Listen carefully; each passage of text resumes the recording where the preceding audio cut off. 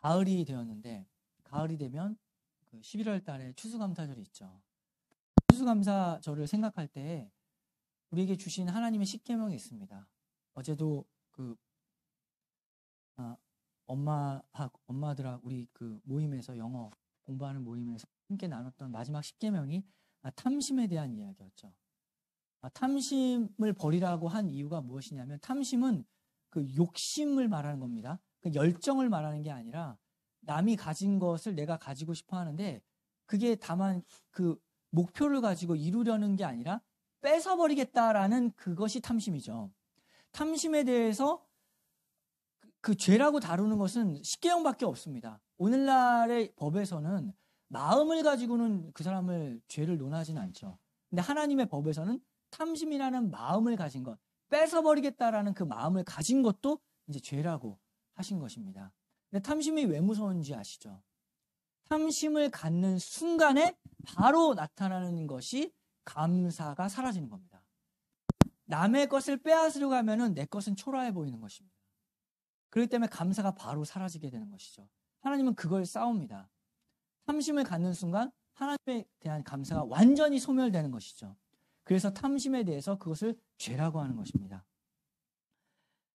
하나님은 우리에게 딱 맞는 자리를 주셨고 자로 잰 것과 같이 우리에게 우리의 모든 환경에 대하여 하나님은 줄로 재어 주었다. 요나단의 자리가 바로 그것이죠. 요나단 직접 말했죠. 이게 뭐고?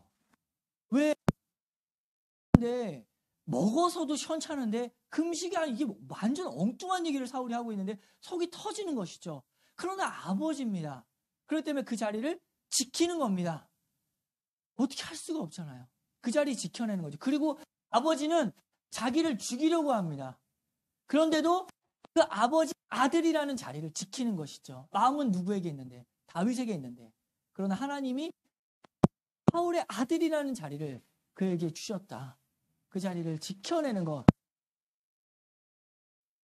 그런데 한 가지 우리가 요나단의 삶을 통해서 요나단을 나쁘게 말하는 것이 아니라 우리가 배워야 할 것이 있습니다.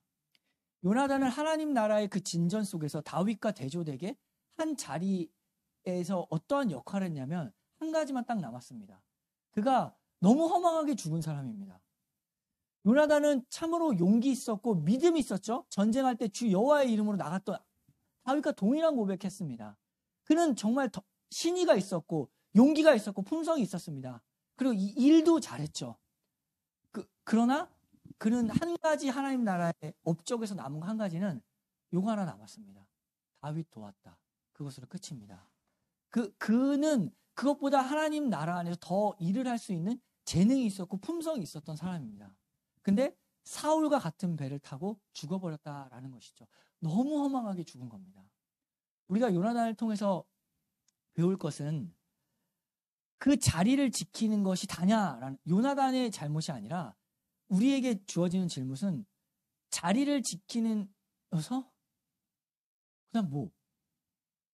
라는 것에 대한 질문을 우리가 던져봐야 됩니다. So what? 이라는 거죠.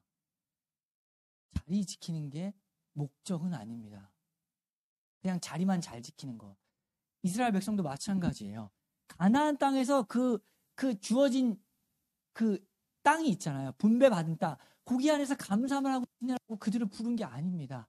그 안에서 가나안 땅에서 하나님의 나라의 문화와 그 나라를 이루어 가라. 생육하고 번성해내라. 하나님의 나라가 무엇인지 다른 민족들을 통하여서 하나님의 나라가 무엇인지를 드러내라. 이 땅 가운데 드러내라. 라는 것이 부르신 바 목적이었다고요. 거기 안에서 먼저는 그 감사하는 것 그게 가장 먼저입니다. 근데 그게 최종 목적은 아니라는 것을 우리가 기억해야 됩니다. 우리가 하나님이 주신 자리 그 안에서 감사하는 것이죠. 그러나 우리에게 부르신 목적은 그 자리에서 하나님의 나라의 일을 일구어내라라는 그 목적을 향해서 우리의 삶이 달려가야 됩니다. 늘 얘기하는 거죠. 교회 안에서 우리가 서로 사랑하고 나눔이 있습니다. 그래서 우리끼리 잘 지내자는 게 교회의 목적은 아닙니다. 그것은 당연히 있어야 되고 그걸 놓치면 안 되고 굉장히 중요한 것입니다. 우리가 함께 사랑을 나누어서 우리를 통하여서 예수 그리스도의 영광을 드러내는 것이 우리의 거기를 향하여서 우리를 부르신 바 되었다는 것을 놓치면 안 됩니다. 자리 지켜내서 그 자리에서 하나님의 나라를 일구어라 라까지 우리를 부르셨다는 거죠. 직장도 마찬가지예요. 그냥 여기서 돈 벌어서 성금 내기 위해서 그 직장에 가는 게 아닙니다. 우리를 아주 가난하게 부른 게 아닙니다. 우리가 자리에서 열심히 일해서 여기에서 그 자리에서 하나님의 나라의 문화가 무엇인지 그 의와 평강이 무엇인지를 드러내는 자리로 우리를 각각 부르셨다는 것을 기억해야 되는 것이죠. 그냥 이건 돈 벌기 위해서 있는 거, 헌금 내기 있는 정도로 가난하게 생각할 것이 아니라는 겁니다. 우리가 속해 있는 그 자리에서 문화를 건설해라. 정말 하나님의 나라, 하나님의 속한 자녀가 어떻게 의로운지, 어떻게 평강이 있는지, 어떻게 기쁨이 있는지를 드러내라라고 하십니다. 그렇게 우리를 부르셨다라는 것을 기억해야 되는 것이죠. 요나단 나쁘다는 게 아닙니다. 그러나 다윗이 있다는 것을 기억해야 됩니다. 다윗을 통하여서 하나님이 그 나라를 건설하시죠. 각각의 자리가 있다는 것을 압니다. 근데 그 자리에서 하나님의 나라를 일구어내라. 그렇게 우리를 부르셨습니다.